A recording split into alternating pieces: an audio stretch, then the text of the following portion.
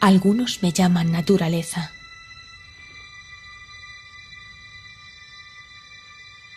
Otros me llaman madre naturaleza.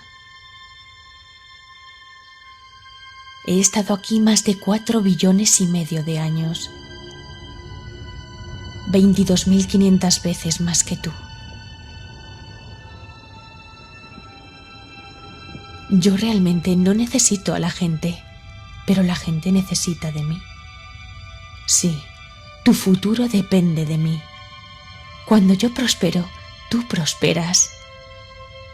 Cuando yo vacilo, tú vacilas. O aún peor.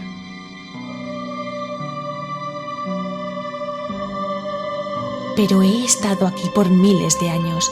He alimentado especies más grandes que la tuya. He matado de hambre a especies más grandes que la tuya. Mis océanos, mi suelo, mis torrentes de agua, mis bosques. Todos ellos pueden acompañarte o dejarte.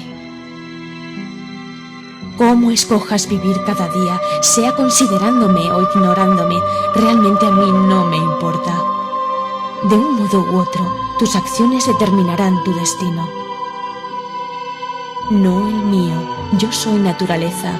Yo seguiré adelante. Yo estoy preparada para evolucionar. ¿Lo estás tú?